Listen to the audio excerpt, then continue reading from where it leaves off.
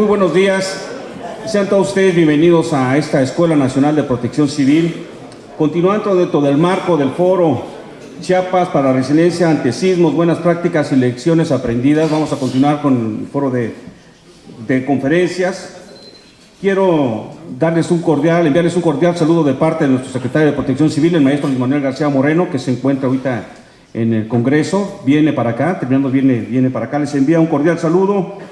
Y quiero rápidamente dar la bienvenida a muchos amigos y compañeros de Protección Civil, al ingeniero Gonzalo de la Peña Viderrique, presidente del Consejo Directivo de la Asociación de Seguridad, Higiene y Protección Civil. Gracias, Gonzalo, por estar aquí.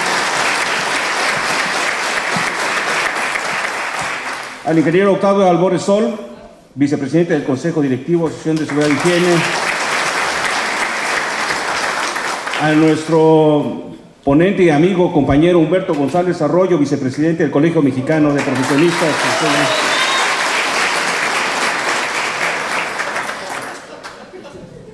Al licenciado Jorge Mier Terán, coordinador general del Instituto de Protección Civil del Estado de Tabasco. Gracias, ingeniero, por estar aquí.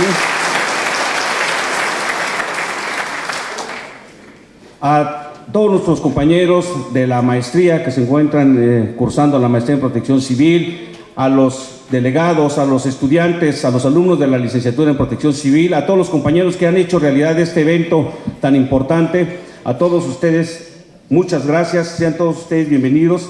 Y me voy a permitir presentar a nuestro conferencista el día de hoy, el maestro Javier Moya García. Javier es maestro en gestión de sistemas territoriales en especialidad de desarrollo con baja vulnerabilidad por la Universidad de Wageningen en Holanda. Actualmente es coordinador del programa de apoyo a la reducción de riesgos de desastres en México del Programa de las Naciones Unidas para el Desarrollo, el PNUD. Ha sido un coordinador activo en diversos foros y espacios para la toma de decisiones en la región Caribe, Centroamérica y Sur de México, para la gestión territorial de riesgos desde el enfoque preventivo en las agendas públicas nacionales y locales. Entre su experiencia profesional destaca el acompañamiento con enfoque intercultural a organizaciones de mujeres y hombres de diferentes sectores temáticos. Además, asesora a gobiernos nacionales y subnacionales para el diseño de herramientas y metodologías que inician en políticas públicas que contribuyan al logro de los objetivos de desarrollo sostenible. Hoy nos va a impartir una conferencia, Nociones de Recuperación Post-Desastre Sísmicos. Seas bienvenido, por favor, Javier. Brindémosle un fuerte aplauso a nuestro ponente.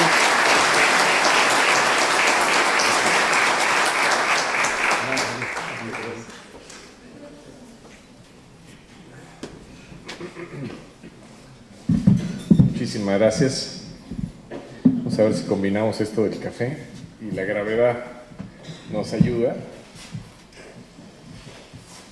Muy bien.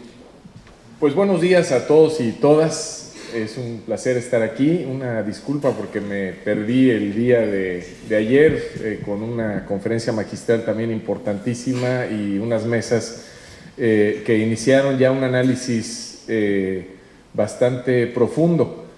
Tenía ayer una reunión de consejo con agua en otras zonas del país que me queda y me toca.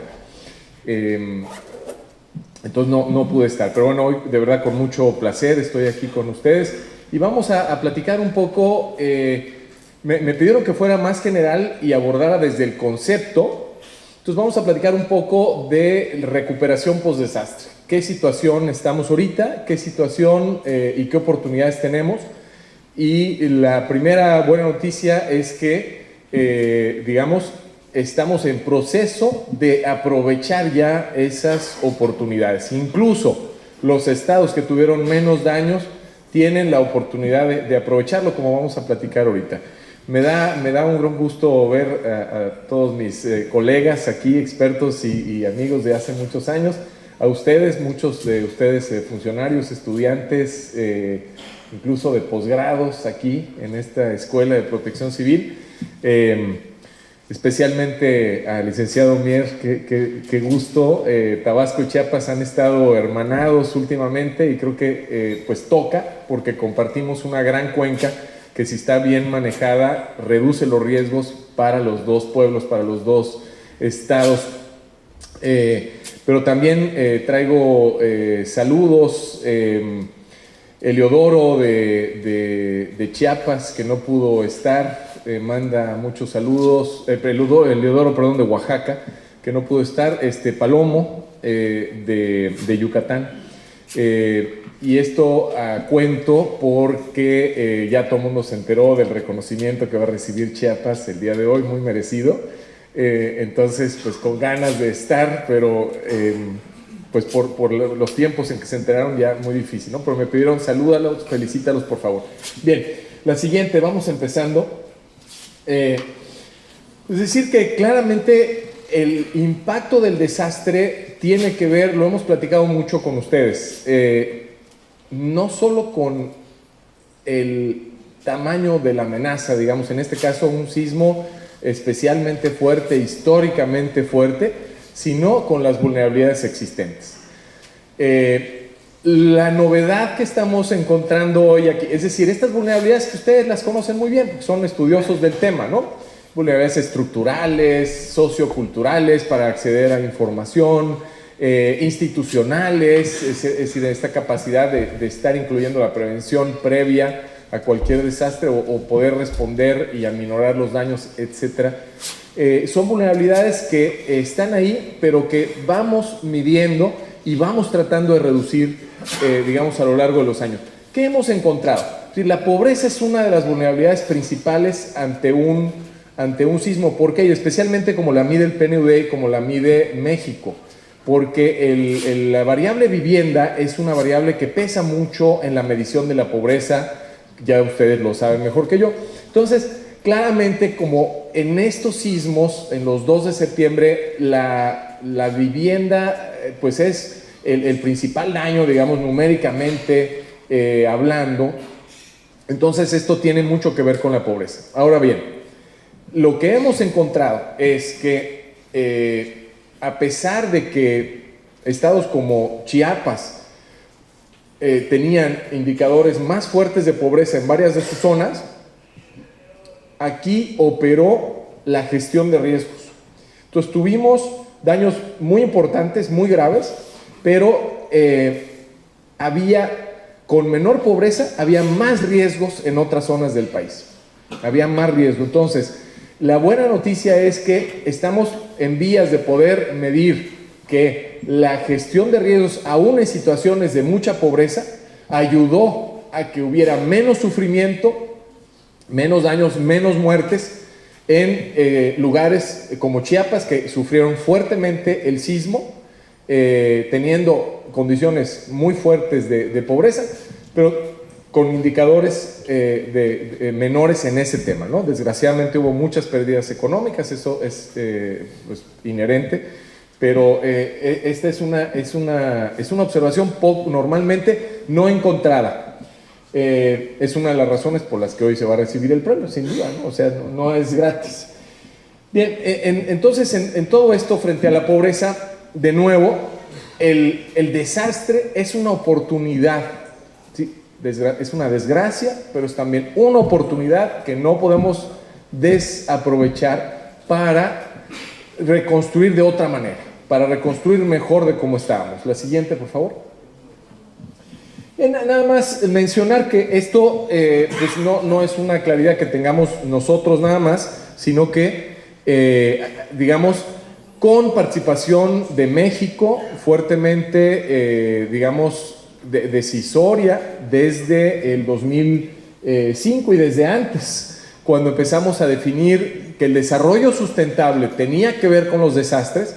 Y después en 2005 tomamos importantes decisiones en Japón y la reafirmamos en el 2015 ya con el marco de Sendai, que sustituye al de Hyogo. Estas nociones se han ido estrechando. A ver, ¿a qué me refiero? Es decir, a grandes rasgos, en el 89 con el desarrollo sustentable vimos que para ser sustentable tenía que tener bajo riesgo, pero hoy en día estamos después del 2015 en Sendai, encontrando que la mejor forma de prevenir, de reducir riesgos, de prevenir desastres, es hacer bien el desarrollo. Punto. Hacer bien el desarrollo. Convertir, por lo tanto, la gestión de riesgos en un atributo automático del desarrollo.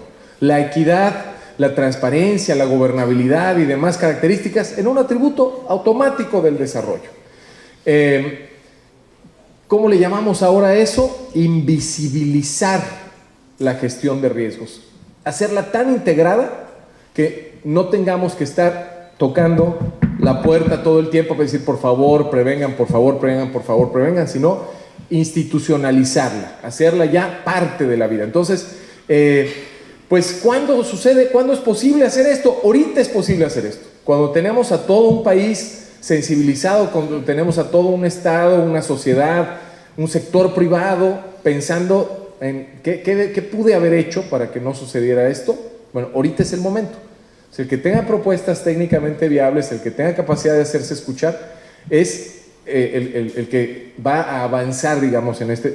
Creo que es un deber para nosotros aquí en la escuela, que estamos generando capacidad crítica, masa crítica, el poder fermentar en nuestros municipios, en nuestras instituciones, estas ideas. La siguiente.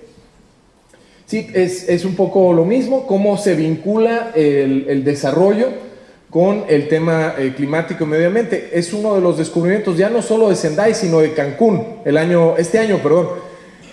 Muchos de ustedes estuvieron con nosotros ahí en la reunión global de riesgos en la plataforma de Cancún, que organizó el gobierno de México junto con la ONU, muy bien organizada, por cierto. Y ahí uno de los temas que surgió es que, además de, digamos, 2, 3 grandes temas, pero desarrollo urbano era uno. Es decir, uno de los grandes temas es hacer esta reducción de riesgos, no solo invisible, sino con enfoque de ecosistemas. Es decir, no olvidar que el equilibrio del ecosistema en el que estamos, sobre todo para riesgos, digamos, climáticos, pero también para sísmicos, lo acabamos de ver con todas las laderas que se quedaron sumamente, digamos, inestables en las zonas montañosas que tenían esta característica de descuido, de mal manejo. Yo acabo de ver muchas en Morelos, en Puebla, pero bueno, aquí esto lo atendimos, si recuerdan, desde hace 10 años, ¿no, Gontra?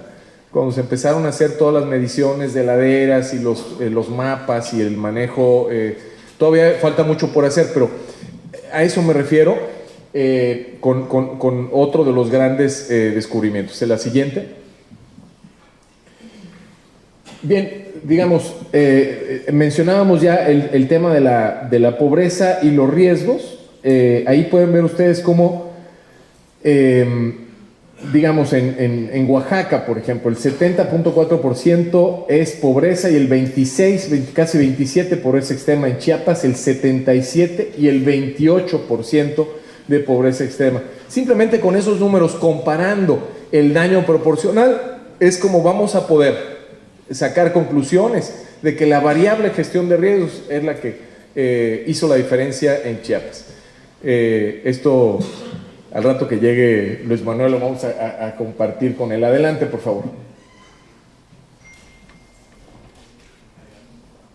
Bien, pues ¿a qué llamamos recuperación y recuperación temprana? Primero, decirles que estamos tratando de que no se le llame reconstrucción. ¿Por qué? Porque el énfasis que queremos poner es que sea una reconstrucción basada en las personas y no en los fierros. Entonces tenemos muchos fierros que reconstruir, pero no hacemos casas, hacemos hábitats en donde está la familia. ¿Me explico? Esa es un poco la idea de la recuperación. Y la idea de la recuperación es que no sea un proceso solo de remontar los fierros que estaban ahí, sino de planear esa reconstrucción con una visión de resiliencia. Entonces, a eso llamamos recuperación, ese esfuerzo multidimensional, no solamente en infraestructura, sino de muchas dimensiones: la social, la institucional, la política, la ambiental, etcétera. guiado por principios de desarrollo, que genera procesos que no solamente dejan la situación como estaba antes, sino que generan procesos nuevos de desarrollo. Ojalá pudiéramos decir, como a veces se habla de los desastres, el caso del terremoto en Irán hace ya 10 años, etcétera. Incluso cuando se habla de la sociedad mexicana después del 85, los sismos del 2017 en México, especialmente en el sur de México, permitieron un nuevo modelo de desarrollo, ¿no? Eso es a lo que llamamos recuperación. La siguiente. Bueno, y hemos trabajado no solo PNUD y Unión Europea, ahí faltan algunos otros, pero digamos Naciones Unidas en general, Banco Mundial y la Unión Europea, en un manual que está en línea, que les recomiendo, de estos que combinan metodología y conceptos, con todo gusto después les ponemos la bibliografía, pero estuvimos extractando algunos, digamos, grandes criterios y después algunos indicadores, y los estamos, digamos, midiendo, estamos tratando de ver cómo estamos respondiendo a estos desastres y aprendiendo de esa evaluación, ¿no? A grandes rasgos, los criterios tienen que ver con entender lo que nos pasó. Es decir, si tuvimos capacidad de aplicar una evaluación de daños general, profunda y luego específicas, vamos bien. Vamos bien porque sabemos exactamente y con mucha anticipación cuántas casas se cayeron, pero también vamos bien porque podemos entender por qué se cayeron. No sé si me explico. No, la evaluación de daños no nos debe servir solo para decir, bueno, tantas familias necesitan despensa y ahí se quedan todos los folios de evaluaciones o ahora ya están en computadora, en los bancos, etcétera, y nadie los analiza. No. Estamos aprendiendo de lo que nos pasó, entendiendo por qué se cayó, de manera que no apliquemos en la reconstrucción de vivienda medidas antisísmicas traídas de Nepal, ¿no? Sino medidas antisísmicas que respondan a las razones por las cuales sufrimos estos daños. Un marco de política pública y estratégica para la recuperación. Esto hay pocos estados que lo tienen y es de verdad una recomendación, un criterio básico. ¿Por qué en algunos estados la recuperación se da automática? Las instancias de gobierno están todas coordinadas, todo el mundo tiene los datos a tiempo y no quiero decir nombres, porque hay un marco de política pública que ordena, que planifica la recuperación.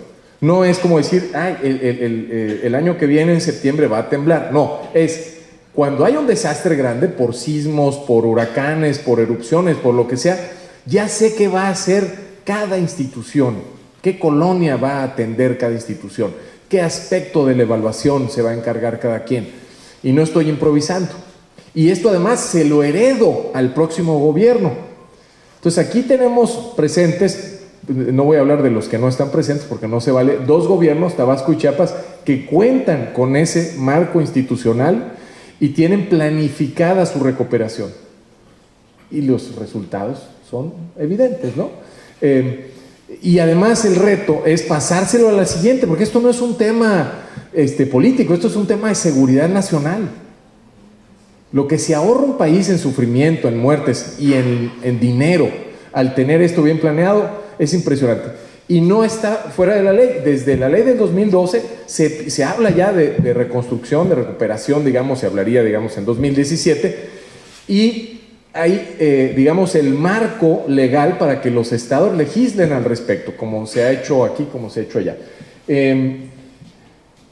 Un marco institucional no solamente de políticas públicas, sino institucional. Es decir, no nos sirve de nada tener una superley estatal de protección civil si no tenemos los arreglos institucionales que se les llama en inglés, es decir, si no hay leyes orgánicas que lo respaldan, si no hay reglamentos internos, definiciones de puestos que lo respaldan. Entonces necesitamos tener, como por ejemplo se tiene aquí, que el Consejo de Protección Civil tiene sus comités temáticos, cada institución sabe qué le toca, de repente pues sí las representa el secretario, pero de repente tiene gente y además esa gente está capacitada en la escuela.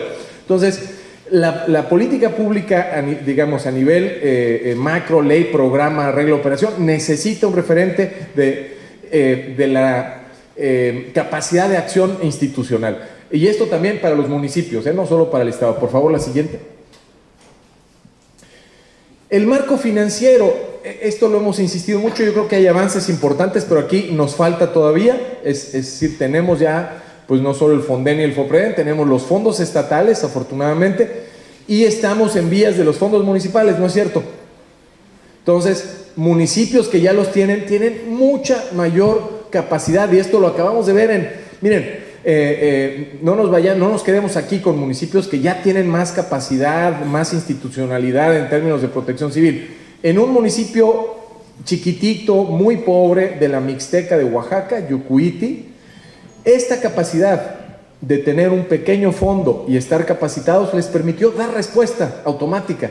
Ellos perdieron mucho menos que sus vecinos simplemente porque abrieron sus caminos a tiempo, simplemente porque atendieron a tiempo los efectos claro, fueron menos dañinos que en el Istmo, estoy de acuerdo, pero tuvieron muchas casas destruidas, tuvieron muchos caminos tapados. Entonces, esta capacidad de acción financiera rápida es indispensable, porque por muy rápido que caiga el Fonden, que a veces no es el caso, pero aunque cayera súper rápido, no va a cubrir toda la necesidad. Y por último, acuerdos de implementación digamos, con la sociedad, con el sector privado, entre municipios y gobiernos estatales, etcétera, ¿no? Todo esto que se ha ido construyendo durante los últimos 15 años, de verdad, estamos como tratando de hacer la recuperación, ¿verdad? Porque es valiosísimo para que se replique en otros lugares. ¿Cómo se integran los municipios al consejo? ¿Qué les toca hacer? ¿Cómo reciben la información las comisarías que están, las agencias, las comunidades que están lejos? Esto de verdad no sucede en otras partes de América Latina, ¿no? Y tampoco en algunos otros estados de México de mucha pobreza. Digamos, por mencionar, Guerrero en 2013 fue muy claro, y ahorita pues se volvió a repetir. Claro, el sismo es mucho más difícil, pero estos arreglos institucionales son indispensables, porque no hay manera, óiganme, no hay manera de que el Estado, con mayúscula, el Estado general, digamos, o sea, la nación, el poder ejecutivo, legislativo, judicial mexicano, proteja a todo el territorio. No hay manera. ¿Por qué? Porque nosotros mismos, al construir nuestra casa, al decidir dónde ponemos la cochera, construimos riesgo. El sector privado cada vez más en México participa en esas decisiones, construye infraestructura, incluso pública. No hay manera que los protejamos. Necesitamos que haya arreglos institucionales, no solo voluntad política, que hablábamos antes, arreglos institucionales previos, transparencia, contralorías, mesas de diálogo, etc. La siguiente. Bien, después tenemos 22 indicadores que no voy a leer uno por uno, pero que desglosan, solo para decir, pues, estos criterios hay manera de medirlos. Entonces, ¿qué proponemos hoy en día? Proponemos que después de un desastre hagamos un repaso, y vamos a hacer nosotros en los estados donde tenemos convenio y donde fue muy afectado, que digamos no son tantos, incluso ahorita nos lo pidió también ya Morelos y Puebla, de esta capacidad de respuesta para la recuperación. Es importante, no es para calificar, porque no se va a publicar ni nada, es para ver qué podemos mejorar y cómo vamos a planificar la recuperación. Y de nuevo aquí, pues el caso de Chiapas, el caso de Tabasco, van a ser los ejemplos a seguir junto con otros. Colombia, Ecuador, ¿dónde más? El tema financiero en Perú. Pero de verdad, los puedo contar con los dedos de la mano en todo nuestro continente. La siguiente... Y la siguiente, son los 22 indicadores que con gusto yo les invitaría a que revisaran. Digamos, cuando terminemos esto vamos a compartir un poco el caso de los estados, ¿no? Y va a ser un caso como para estudio, pero bueno, y esta gráfica, que una lástima que no esté en español, pero me gusta mucho porque nos muestra, ok, sí estamos integrando desarrollo y gestión de riesgos, pero ¿Cómo en la realidad en un desastre se integra? Porque la verdad es que en el momento del desastre tenemos que tener una coordinación perfecta. No se trata en ese momento de hacer planes, de hacer consejos, de generar consenso. No, señor. ¿Los acuerdos se tomaron previos o no se tomaron? Entonces, la fase roja, que es el momento del desastre, implica que se aplique al 100% todas las labores de rescate, atención humanitaria, protección, ¿no? Y eso va reduciendo y lo retoma el color azul marino que que está simbolizando el desarrollo, ¿no? Ya va terminando el desastre y va empezando el desarrollo. Bueno, pues ahí está la recuperación temprana, ese rombo amarillo. En la primera parte van naciendo. ¿Cuándo empieza la recuperación temprana? ¿Cuándo empieza la recuperación según esta gráfica? ¿Cuándo? En su experiencia, ¿cuándo? Casi, bueno, él es experto, así que le voy a decir que está bien, porque la verdad es que en el momento que termina el evento, empieza la recuperación temprana. Y la evaluación de daños, óiganme, bueno, como se hace aquí en Chiapas, por ejemplo, no es termina el desastre y entonces empiezo a repartir los cuestionarios. No, señor, todo el mundo ya tiene los cuestionarios y todo el mundo ya sabe qué va a hacer y dónde nos vamos a ver. ¿Sí? Yo ya sé que, oye, con el director de tal municipio le digo, nos vemos en el crucero de la carretera tal, ahí me vas a entregar el cuestionario porque no va a haber internet, no va a haber teléfono celular, o si hay, te vas a ir a tal lugar, lo vas a cargar ahí, tenemos tal oficina. Entonces, empieza en ese momento, en el momento justo al terminar el desastre con todos los acuerdos previos, ahí empieza la recuperación. Entonces, ¿eso qué implica? Por eso me gusta la gráfica, que nos tenemos que repartir la chamba. O sea, no es posible que el 100% de los funcionarios estén repartiendo despensas. ¿Por qué funcionó aquí? ¿Por qué pudimos tener el informe de daños a pesar de que fue el estado que tuvo más municipios en porcentaje afectados? En Chiapas prácticamente todos fueron afectados, ¿no? ¿Y cuándo tuvimos nuestro primer EDAN ya publicado? A ver, los responsables. Antes de las 24 horas. Exacto. 70, 75%. Exacto. Y la normativa del Fonden lo pide ¿para cuándo? 36 horas. Exacto. 72 sí, para la declaración de emergencia, pero 36 porque hay una negociación entre el Estado. Entonces, si yo no le proveo a mi gobernador o gobernadora de esa información, lo estoy debilitando en la negociación. Lo estoy debilitando. No tengo argumentos para decir sí sufrí daños. Aquí necesito argumentos duros. Decir son tantas viviendas. Aquí está la foto, etcétera. Te va a llegar el geoposicionamiento, etcétera. Pero nos ha pasado en los últimos 15 años muchísimas veces. El gobernador o la gobernadora dicen yo quiero declarar 100 municipios. El radar de Conagua dice 7 municipios. O sea, y entonces, ¿cómo se fortalece esa negociación? Donde ha habido evaluación de daños con datos duros, estamos dándole elementos, le estamos dando fuerza a nuestras autoridades y al final nos ahorra muchas broncas, porque ¿qué vamos a hacer con todos esos municipios, con esas comunidades que no quedaron dentro de la declaratoria? Nos van a al final a revertir a nosotros, porque es un tema humanitario que requiere atención. La siguiente. Entonces, en conclusión, desde el principio, un equipo especializado en el tema de recuperación, que empieza analizando la evaluación de daños y que se dedica a eso. Por lo tanto, necesitamos mucha gente, por lo tanto, necesitamos una escuela que los capacite, por lo tanto. Entonces, mensaje central es: todo es antes, todo es planeado. No puede hacerse, no puede arreglarse, aunque seas Superman, no puedes arreglar. Bueno, estos son algunos datos generales del sismo, y ahí no lo dice, pero estamos hablando de unas pérdidas enormes, históricas, ¿no? 39,000 millones de pesos, por lo que en algunas de las reuniones últimas se habló. O sea, sigue siendo el coco de México, a pesar de que hubo zonas con muchas muertes, y eso requiere modificación del sistema de protección civil, ¿sí? ¿Qué nos acaba de pedir? Bueno, tan así que hubo cambio de director de protección civil en Oaxaca, ¿no? Y entonces el nuevo responsable dice, necesito una protección civil de clase mundial, que no puede ser que con un sismo se nos muera tanta gente, ¿sí? Yo creo que es un acto responsable el decir, vamos a aprender del desastre y vamos a cambiar. La historia nos lo va a recordar, ¿no? Entonces, y aquí están modelos, pues, que podemos retomar en otros estados, o sea, bien, la siguiente, perdón, sí, nada más pues mencionar que es raro que participe Naciones Unidas en México en las labores de respuesta.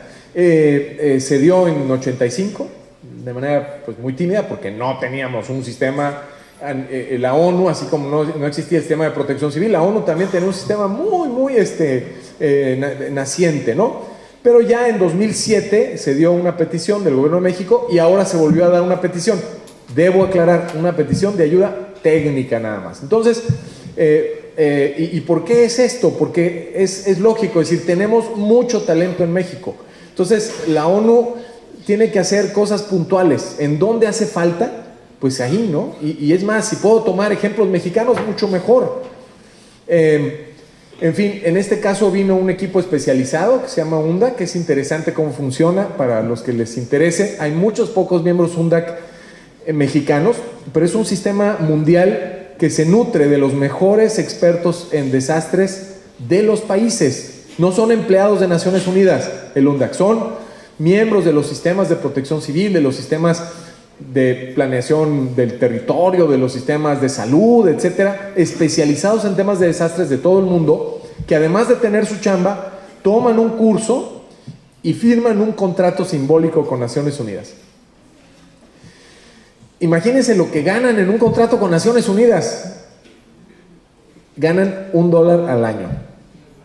Es decir, es un contrato totalmente simbólico, pero están dispuestos a venir a ayudar a cualquier país cuando se les llame y su gobierno les debe dar autorización,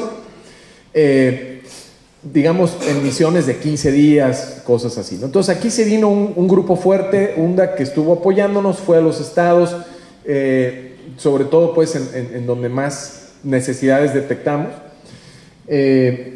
Y la labor de Naciones Unidas, les insisto, ¿no?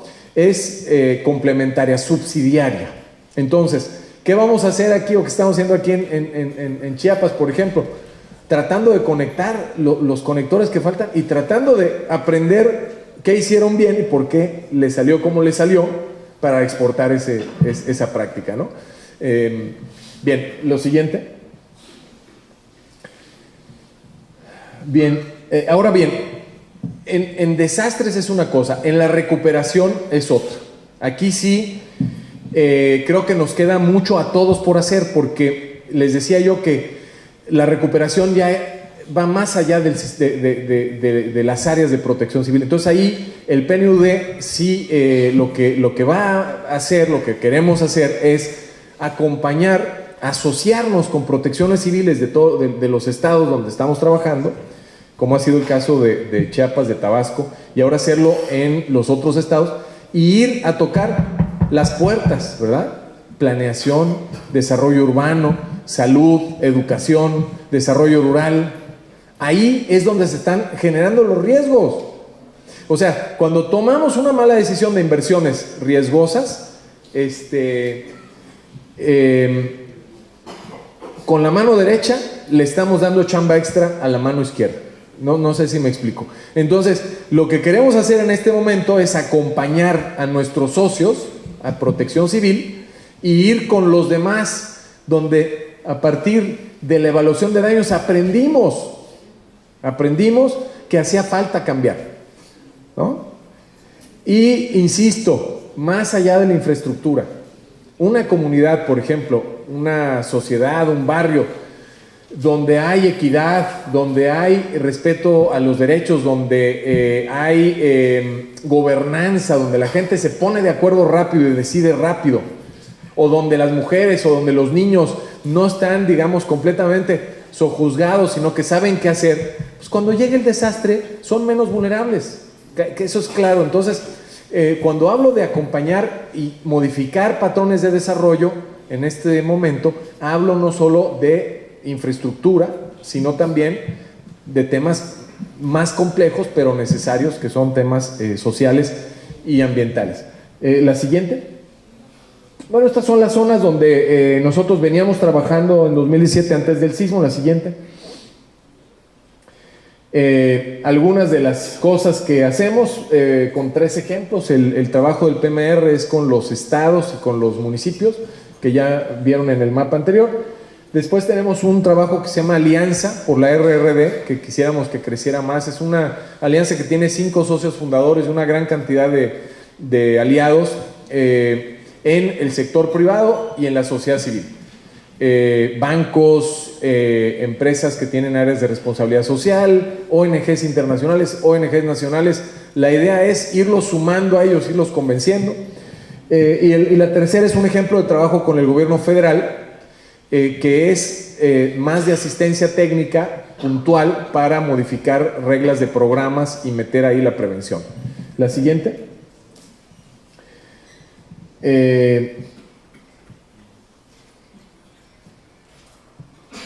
Eso, yo creo que la siguiente, por favor, que ejemplifica mucho más fácil con Chiapas, exacto.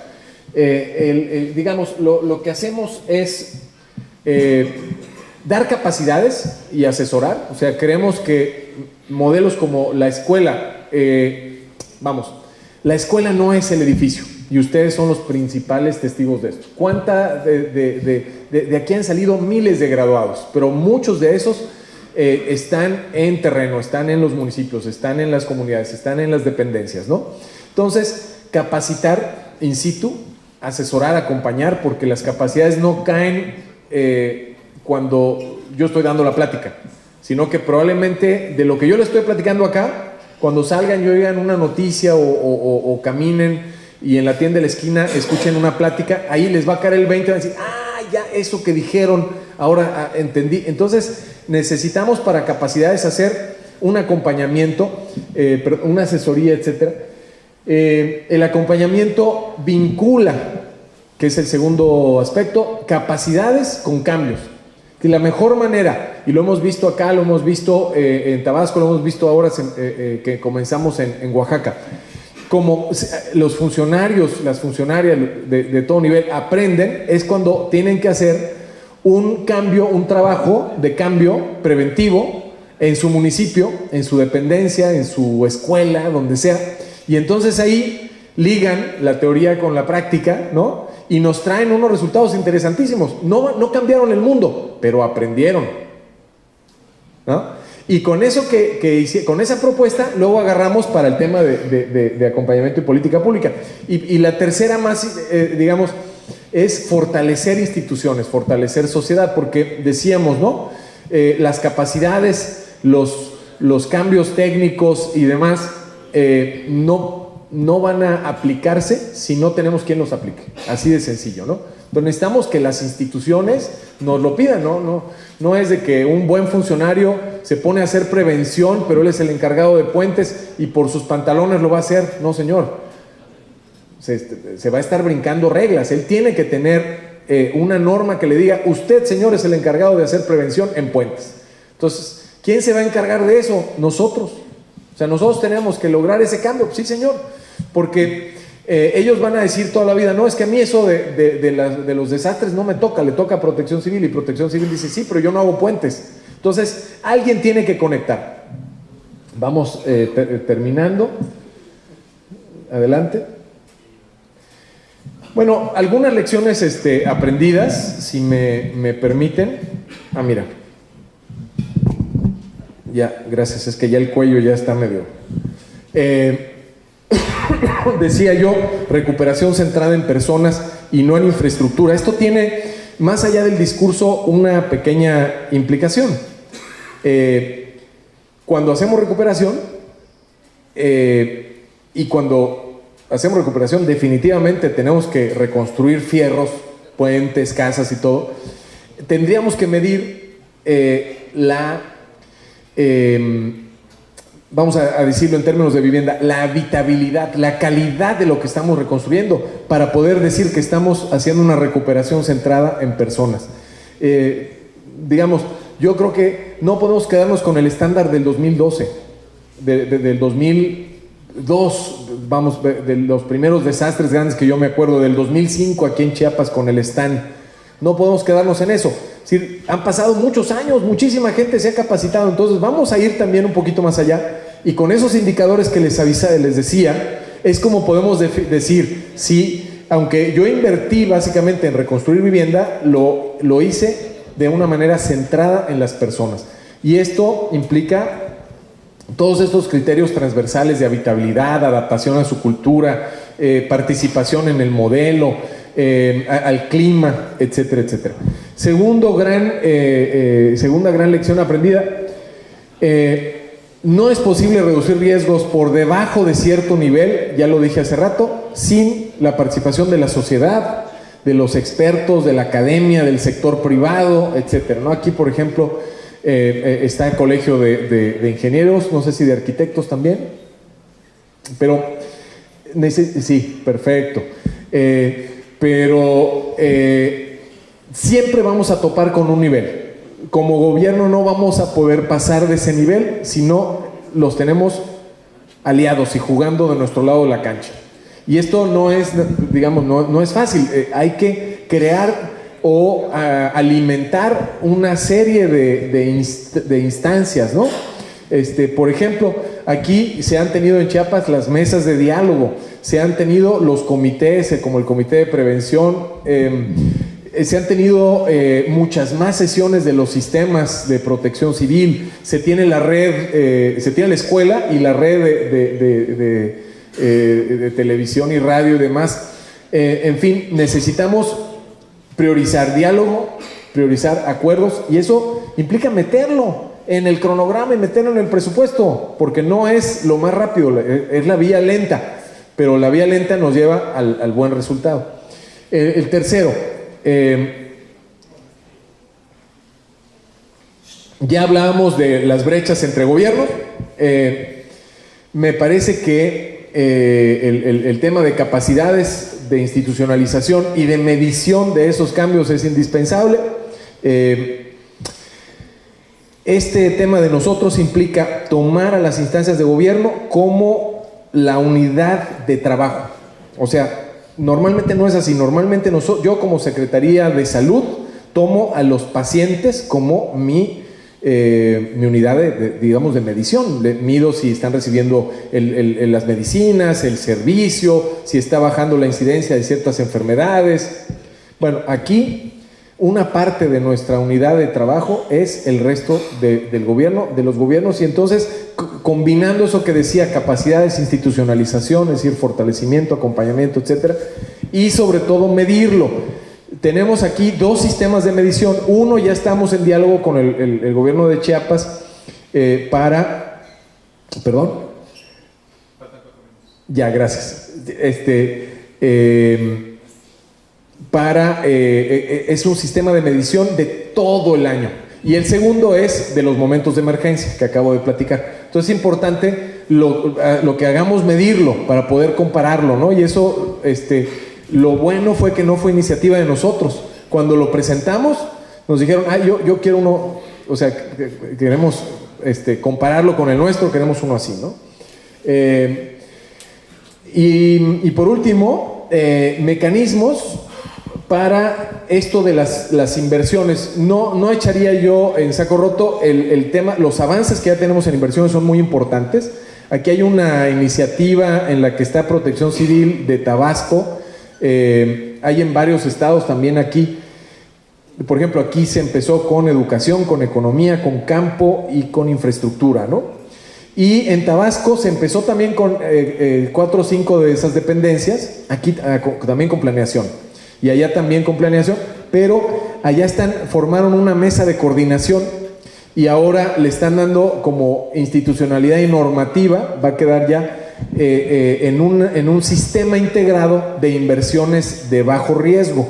Entonces, me parece que ese tema de las inversiones de bajo riesgo no hay que dejarlo, es un tema eminentemente preventivo, no para que nos quedemos ahí, pero sí, por decirlo de otra manera, sin eso no la vamos a hacer, ¿no? Tenemos que medir los temas técnicos, el tema de a quién le cargamos los costos incrementales, porque es un poquito más caro reconstruir o construir seguro que construir normal, ¿no? Pero tratamos de que eso se vaya reduciendo. Ya en los últimos estándares de las evaluaciones que hacemos nosotros, ya iba en 4%. 4% no es nada para lo que nos ahorramos, ¿no? Sobre todo en zonas de riesgo como el sur de México. Entonces, pero ese 4% se puede reducir a cero si vamos cambiando las NOMs, si vamos integrando eso en política pública para que entonces todas las bodegas, por ejemplo, se conviertan en bodegas con estos estándares de seguridad, ¿no? Entonces, inversiones seguras es pues un tema importante. La siguiente. Y pues nada más cerrar reconociendo que los objetivos, es decir, hay una agenda global que los países están evaluando. Para México es una prioridad, de hecho reporta cada año avances en los famosos objetivos del desarrollo sustentable. Bueno, en los antiguos objetivos de desarrollo mundial, si se acuerdan, los ODMs, los del milenio, había 1 o 2 que tenían que ver con riesgos, muy así de ladito, ¿no? Ahorita 10 de estos objetivos y 25 de sus metas tienen que ver con nuestro tema. Entonces, una de las claridades que surgió de Sendai es que no se puede hacer desarrollo sin riesgos, sin tomar en cuenta el tema de riesgos, y tampoco se puede trabajar la reducción de riesgos sin tomar en cuenta el desarrollo. Es lo mismo. Y con eso, esa noción de que la gestión de riesgos debe quedar invisible dentro del desarrollo. Terminamos la siguiente. Terminamos esta presentación. Ahí están muy rápido mis datos para que nadie los pueda copiar y luego no me escriban porque los puse muy chiquitos, ¿no? No es cierto. El que guste, ya saben, aquí ahorita lo intercambiamos en las mesas. La siguiente. Y listo. Muchísimas gracias.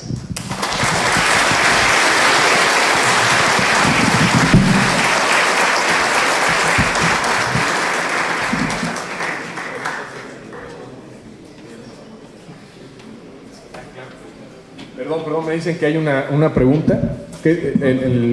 Había cuidado el tiempo, pero si hay tiempo para preguntas.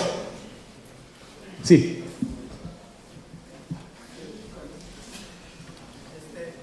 Bienvenido. Gracias. Es claro, mi nombre es Darío Pascual Ramírez, soy la maestría de protección civil. Ahorita me quedó claro. Lo físico con ambiental no se separa. Así es. Protección civil debe manejar lo físico y debe también imponer lo ambiental. Ayer en una ponencia que decía un compañero, decía, ¿qué hacemos con la gente? ¿Sí?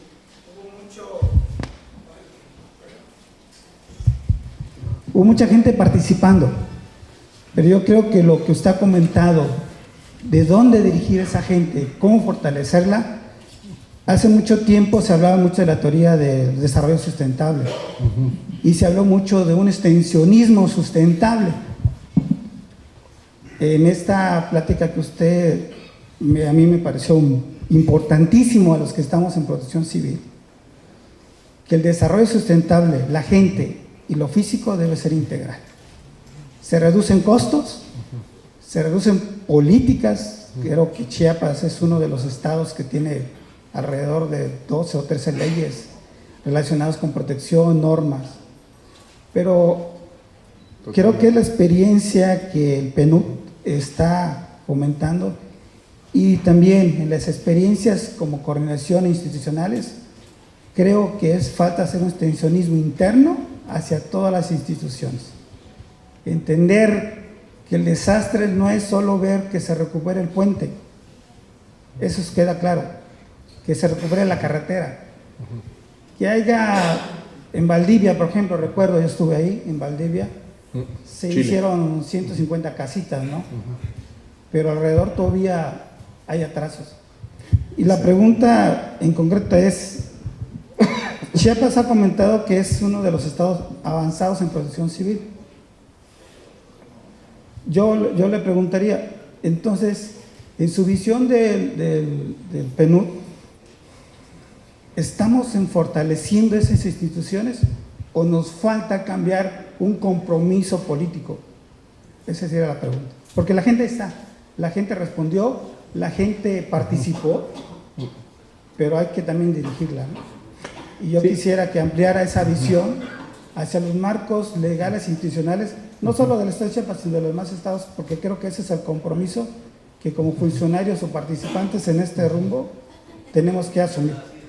Gracias. Sí, no, difícil la pregunta porque no conozco a fondo, pero yo, digamos, lo que se ve a la hora de evaluar, de pasar los indicadores, claro que sí, sin duda falta, es decir, hay un gran reto por la rotación, ¿no? Llegan funcionarios nuevos todo el tiempo, hay cambios, hay elecciones, pero digamos, yo te contestaría con dos principios. Es el tema me gustó mucho esto de que hay que hacer extensionismo en las instituciones. Bueno, la palabra extensionismo es viejita, pero me gusta porque implica, es esto de tomar a las instituciones como nuestra unidad de trabajo, nuestro target, ¿no? Pero dos cosas entonces, este trabajo es de largo plazo, entonces siempre va, es decir, una de las cosas que tenemos que integrar es la transición de gobiernos, ¿no? Difícil encontrar estados en donde Protección Civil esté tan metido en las dependencias. Entonces yo creo que a nivel de indicadores sigue siendo uno de los más cumplidores en este tema institucional también. En la Constitución, en cantidad de leyes, en cantidad de dependencias hay unidades, el Consejo está subdividido, etcétera. Pero los retos, ¿no? Es visión de largo plazo, porque con los cambios, pues entonces hay que volver a capacitar y demás. Y algo que ha sido importante que se nota, por ejemplo, hay mucho más avance en Chiapas y en Tabasco, por ejemplo, cuando la cabeza, es decir, esto de la gestión de riesgos tiene que ser una política de Estado, no de Estado federal, no de Estado, digamos, Yucatán, ¿no? Sino de Estado con mayúscula, en donde la cabeza le diga a todos los secretarios, señores, esto es una prioridad, le tienen que meter a esto, tienen que mandar a su gente a capacitarse, tienen que cambiar sus reglamentos, tienen que invertir en esto. Y bueno, yo creo que para eso, es decir, no todos por ejemplo, el gobernador Núñez es un conocedor del tema. El gobernador Velasco, yo he visto los últimos discursos, todos los de los últimos 2 o 3 años, y ya se maneja el tema como si fuera de Protección Civil. Esto es lo que hay que lograr con los demás gobernadores, porque la sensibilidad de nuestra cultura política nota eso enseguida. Dicen, no, este tema es importante para el señor gobernador, yo le voy a meter. Entonces, tiene que ser una política de Estado, y eso se ve cuando se adopta el discurso, se toman medidas, se pasan instrucciones, etcétera, ¿no? Yo en ese sentido diría, pues hay grandes avances, probablemente los estados más avanzados del país, retos todavía, por supuesto. Adelante. No sé si hay tiempo para una más. 2 más, gracias. Ustedes, por favor, distribuyan. Ahí había una compañera, entonces le damos la palabra al compañero y luego la compañera. No, sí. A la compañerita, ¿no? Pues vamos sí, con equidad de género. Bueno, las damas primero. Sí, las damas primero, si no vamos a caer en la violación de equidad de género. Sí, y no metí mano negra, que la ONU no intervino en la... Perdón, compañera. Gracias, buenos días a todos y a todas. Javier, soy Elizabeth Hernández, estoy a cargo de la Secretaría de Protección Civil de Tuxtla Gutiérrez. Me pareció excelente tu ponencia. Nos vemos, mis compañeros, la comisión que viene del municipio de Tuxtla, nos vemos reflejados en muchos de tus aportaciones, y particularmente quisiera compartirte algo que seguramente los municipios que están presentes también tienen esa constante. Hablas de una recuperación temprana. Ya en Chiapas ya están dados los procesos de reconstrucción de las viviendas. A través de SEDATU bajaron ya el paquete de recursos de 120,000 pesos para las casas, prototipo, sea en Tonalá, sea en Tuxtla, en cualquier lugar, ¿no? Tomando en cuenta ese presupuesto, pues las familias tienen que hacer su proceso de construcción. Sin embargo, en el caso de Tuxtla Gutiérrez, en el 2016 se actualizó el reglamento de construcción, y por una norma, después de 40 metros cuadrados deben de pedir un director responsable de obra que firme y que valide esta construcción. ¿Por qué? Porque no podemos seguir autoconstruyendo y sin respetar el reglamento de construcción que seguramente ahorita con las condiciones y el desastre ya está rebasado, ¿no? Se tendría que hacer adaptaciones definitivamente, tiene carencias, pero bueno, está el reglamento. No me imagino otros municipios que seguramente no lo tienen, pero aquí el fortalecimiento institucional es importantísimo, lo que tú comentas, porque por una parte, CONAVI, que es quien está dando el asesoramiento a los damnificados, le dice, bueno, van a construir con 120,000 pesos, pero la gente dice, bueno, es que no puedo pagar a un director responsable de obra. Y entonces nos dice el ayuntamiento, oye, pues quítale la figura, ¿no?, de director responsable de obra. Son 2 metros, pero es, desde nuestra perspectiva, es fortalecer justamente este proceso de reconstrucción para garantizar que las viviendas nuevas no se generen en las mismas condiciones por las cuales se cayeron, ¿no? Eso es mi aportación, mi comentario. Y pues, gracias. No, ya ven cómo sí hay que darle la palabra. No, muchas gracias. De una vez, si quieren, la siguiente para que finalicemos. Y me gustó que participara porque sí vamos sobre el mismo tema. Soy el ingeniero Luis Martín Aguilar Castañeda, presidente del Colegio Único de Profesionistas Ambientales de Chiapas, ¿no? De nueva creación, tenemos como año y medio, 2. Dentro de las buenas prácticas y lecciones aprendidas, ¿no?, en este tema del sismos, participamos muy arduamente con nuestra estructura estatal y vimos las necesidades de los ejidos, colonias, municipios. Yo, como ingeniero civil, participo actualmente dentro del Consejo, ¿no?, técnico de la OMS, Organización Mundial de la Salud, de la OPS, Organización Panamericana de la Salud, y implementamos un proyecto, ¿verdad?, no violando el sistema de construcción de obra pública ni ningún reglamento de los planes. En conjunto con un laboratorio nacional de vivienda, propusimos los diferentes tipos de construcción con los mismos 120,000 pesos que están dando, ¿verdad? Con materiales sustentables y según la región en que se encuentre. Ella me decía, bueno, no podemos violar los temas del sistema. Bueno, pero en la cota cero de los litorales de Chiapas, bueno, si sabemos que año con año hay inundaciones, ¿verdad? Ahí me hablaron de Valdivia. A mí me tocó construir en el Meteores 1000 más de 3,000 viviendas en Pijiapa, Mapastepec, ¿sí? ¿Qué hacíamos? Pues incrementar, ¿no?, ver de qué tipo de material, cómo lo hacíamos, con adobloc, con fibracel, con madera, para que se ampliaran, se reducieran los costos, y ponerle en terrenos accidentados, rodapiés, o en la zona de litorales, en la playa, en la cota cero, pues incrementar la altura de los dados, de las columnas, y que tuviera un segundo nivel, ¿verdad? Y que la planta baja no sea habitable, ¿verdad? Entonces hay muchos temas. Entonces, implementando esa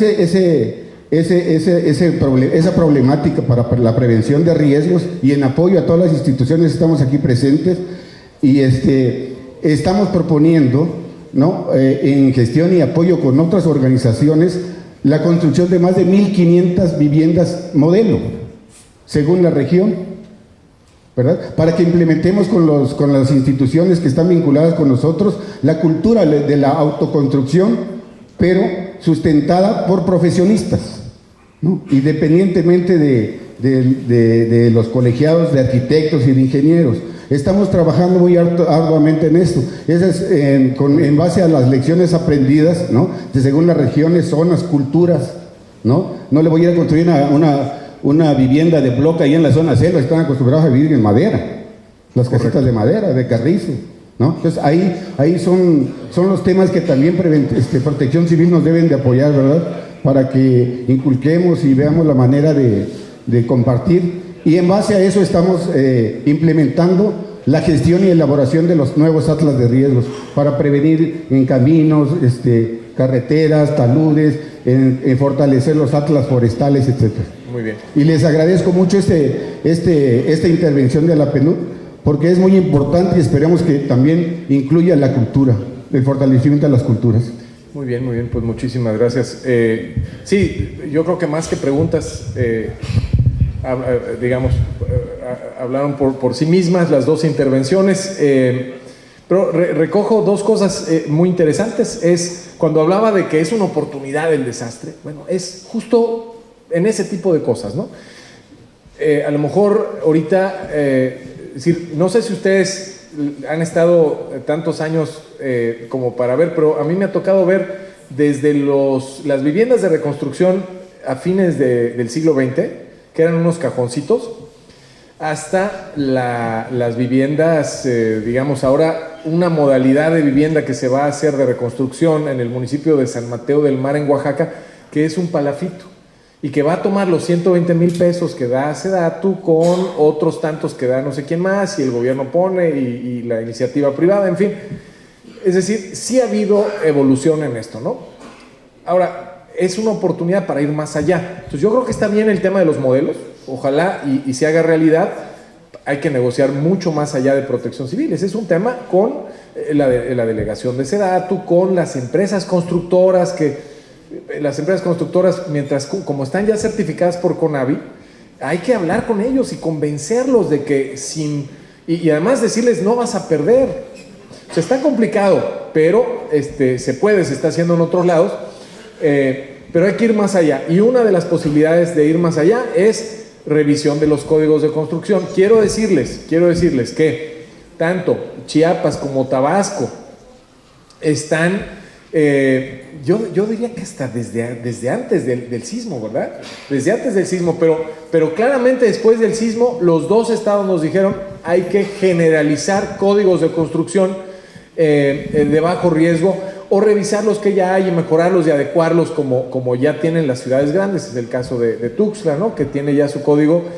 Y hay que encontrar modelos de códigos de construcción para municipios rurales pequeños, municipios chiquitos indígenas, porque obviamente no pueden tener las mismas requerimientos, condiciones y costos, pero tiene que haber la manera. Entonces ahí ya está puesto en los convenios, vamos a ir juntos, pero no solos. Juntos, pero no solos. Sí esperamos la colaboración de los municipios con más experiencia, de los dos estados. Sí esperamos la colaboración de los colegios y todos los profesionistas que tengan experiencia. Y yo creo que vamos a aprovechar nosotros vamos a estar como acompañando procesos de reconstrucción de vivienda en 4 municipios en estos estados. En la costa, en este caso, porque fue donde hubo más daños.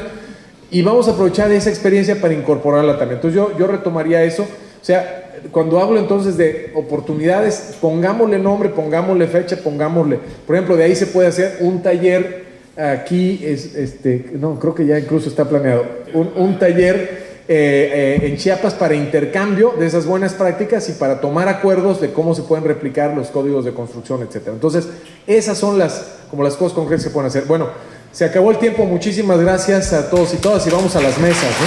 Gracias. Gracias, Javier.